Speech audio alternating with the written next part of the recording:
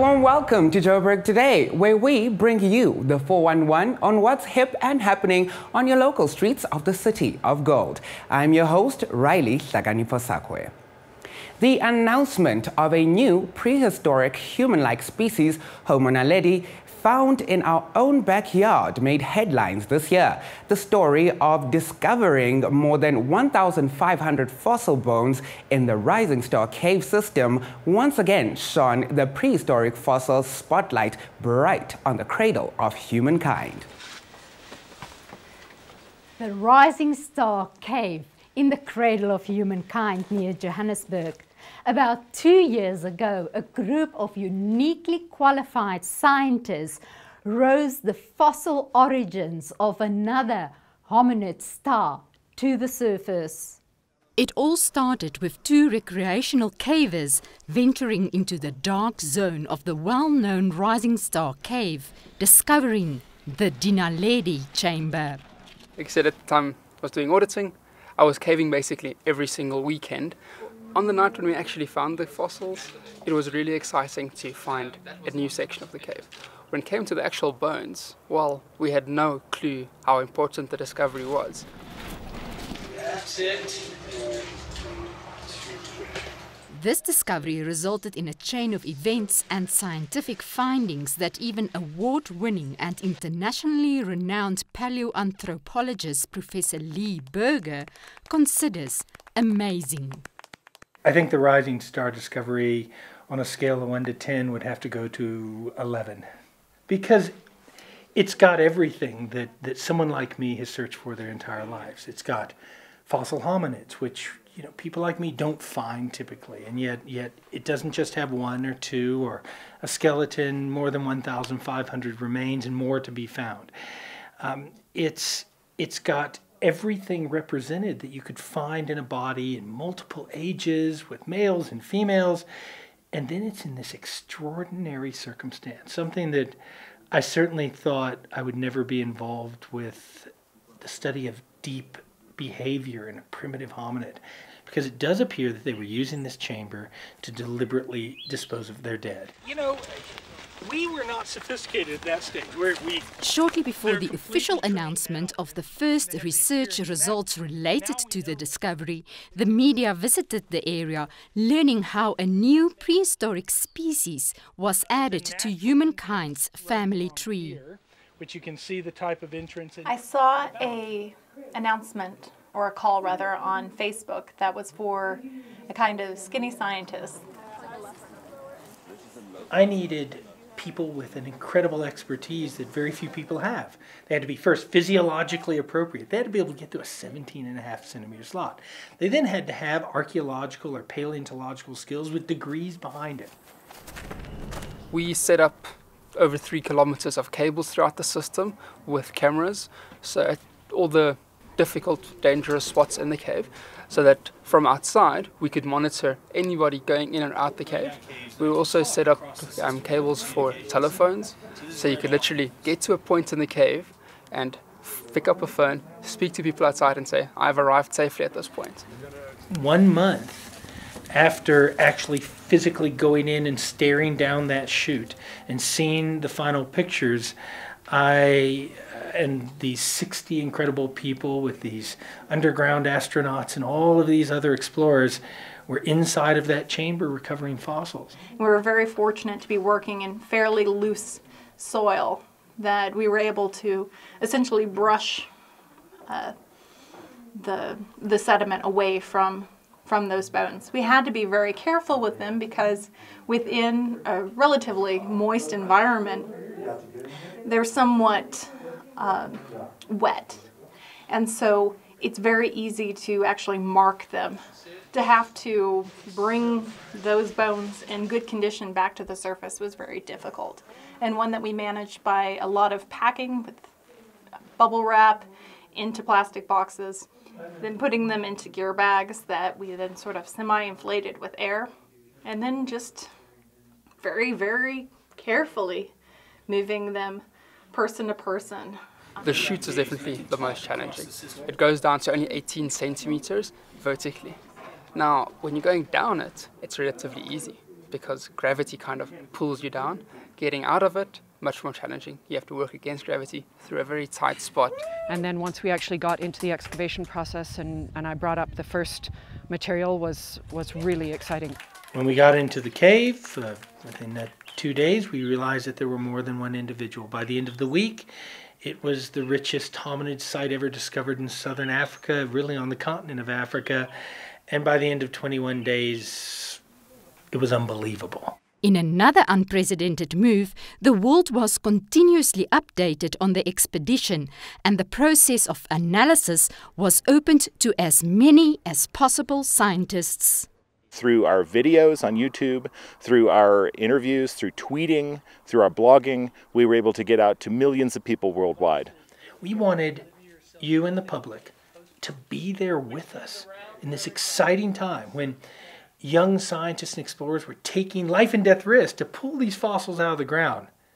So that now when we announce them, that everyone was a part of that story. But some of these young scientists found more than fossils. I did find my husband. I am actually married to Rick Hunter, who is one of the original discoverers of the fossils, and we are actually expecting our first little caver in January. This cave may have been here for millions and millions and millions of years. There'll be dozens and dozens and dozens of research papers by hundreds of scientists that will be coming out over the next years on Naledi as we begin to study the greater details of the species. Secondly, we have to make a decision. How much more do we take out of there? Do we leave some of it or all of it for future generations of scientists? And then we need to find more.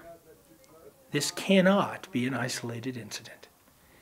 That's what's next.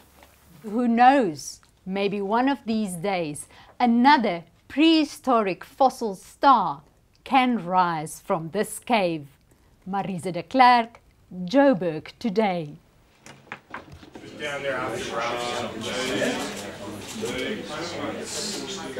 Hi, I'm Danny Glover, and you're watching Joburg Today. We love hearing from you, so do yourself that favor and hit the like button on Facebook. That's joburgtoday.tv. Follow us on Twitter at Joburg Today. And if you're one of those people who are constantly on the move, then you, my friend, can catch us on pockettv.mobi. That's pocket with an I. A collection of fossilized bones turned a hominid fossil into an overnight celebrity for young and old. We spoke to Lee Berger, one of the key people responsible for this discovery. What astounded me when I was recently overseas was the sort of global understanding of Homo Naledi. Suddenly it's become almost a meme. Everyone knows about it, from bellboys in hotels to teachers in schools, not just the specialists. And that's never happened to me before. I've been involved with other big discoveries, like Australopithecus sediba was huge. It was worldwide, but I've never had a science experience that has somehow reached deep into the popular society.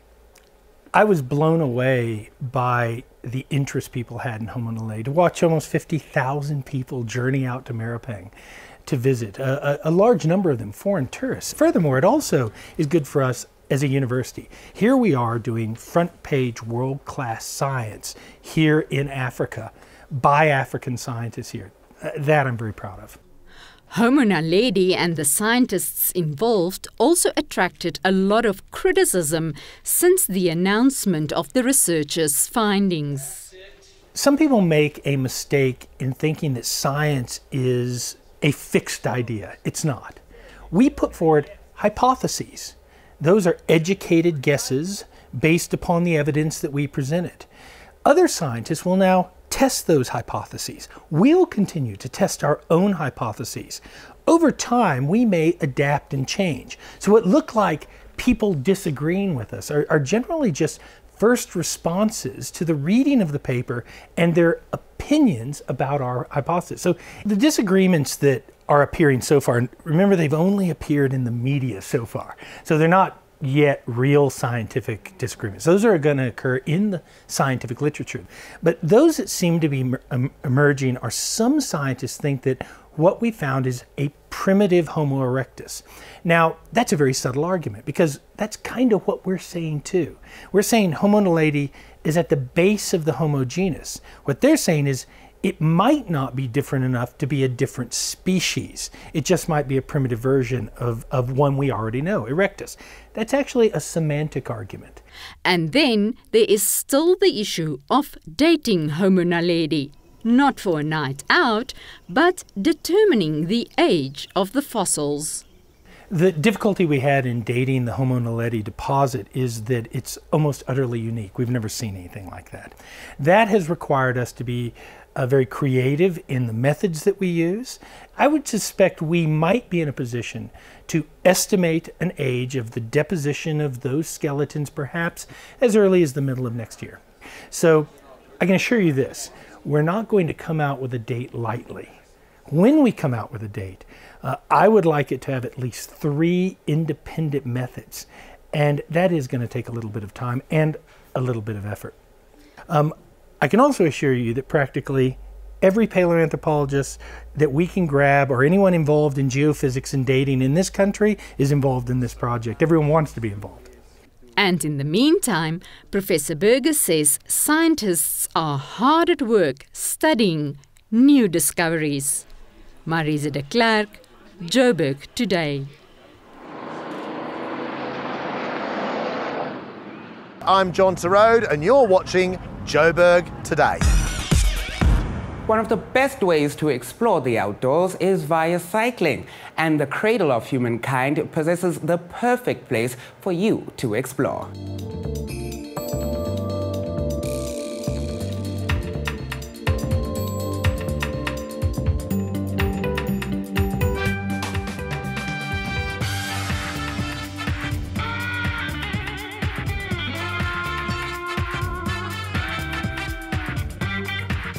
Come out to the Cradle to ride because there's cycle lanes and there's not a lot of traffic on the roads. It's too dangerous to cycle in the suburbs. I normally do the Cradle route once a month, and then I alternate.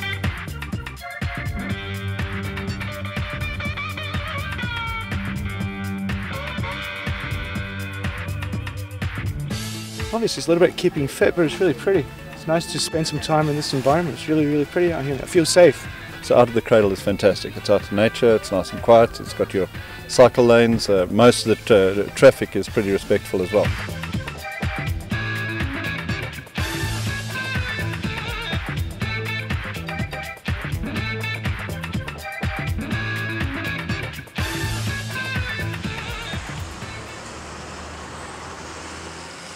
I'm Jenna Dover and you're watching Joburg Today.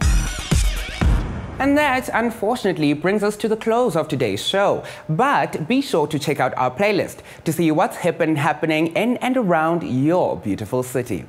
That's it from me, Riley. I leave you with the Joburg version of Happy. Enjoy. It might seem crazy what I'm about to say. Sunshine, she's here, you can take a break. I'm a hot air balloon that could go to space. With the air, like I don't care, baby, by the way. Because I'm happy. Clap along if you feel like a room without a roof. Because I'm happy. Clap along if you feel